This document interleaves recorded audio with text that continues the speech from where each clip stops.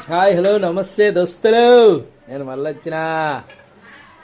ఈరోజు మా ఆవిడ మా కోసం జీడిపప్పు ఉప్మా చేస్తుంది. జీడిపప్పు తక్కువ వేసింది. మరి ఎందుకు జీడిపప్పు ఉప్మా అంటే జీడిపప్పు ఎంత ఉండాలా? నిండా ఉండాలా? అందుకే పప్పులు పల్లీలు వేసినాయి ఎక్కువ. ఇదిగో పల్లీలు ఎక్కువ వేసి పప్పులు అని వచ్చింది కదా, అందుకని పప్పులు ఎక్కువ. హాయ్ ఫ్రెండ్స్, అందరు బాగున్నారా? నేనైతే మస్తున్నా. ఈరోజు అయితే ఇంట్లో ఉప్మా చేస్తున్నా. జీడిపప్పు పప్పుల ఉప్మా. మొత్తానికైతే పప్పులతో ఉప్మా చేస్తున్నాను.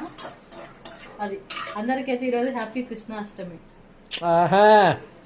అందరికి హ్యాపీ కృష్ణాష్టమి అండి. అందరికి ఈరోజు కృష్ణాష్టమిగా కృష్ణుల్లాగా ఎంతమంది రెడీ అవుతారు, గోపికల్లాగా ఎంతమంది రెడీ అవుతారో చూద్దాం.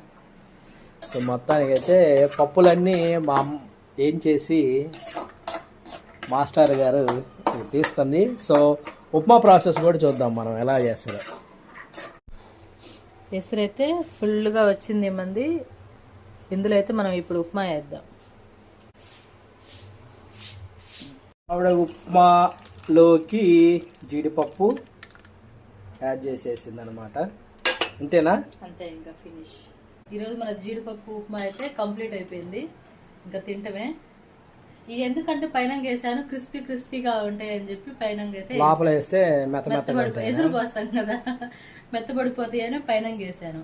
ఓకే, తిందాం అయితే. తిందాం. ఇదిగోండి, వేడి ఉప్మా అయితే రెడీ అయింది. విత్ మామిడికాయ పచ్చడితో అయితే తినడానికి సిద్ధంగా ఉన్నాను. అందరికీ మరొకసారి కృష్ణాష్టమి శుభాకాంక్షలు. Please subscribe my channel.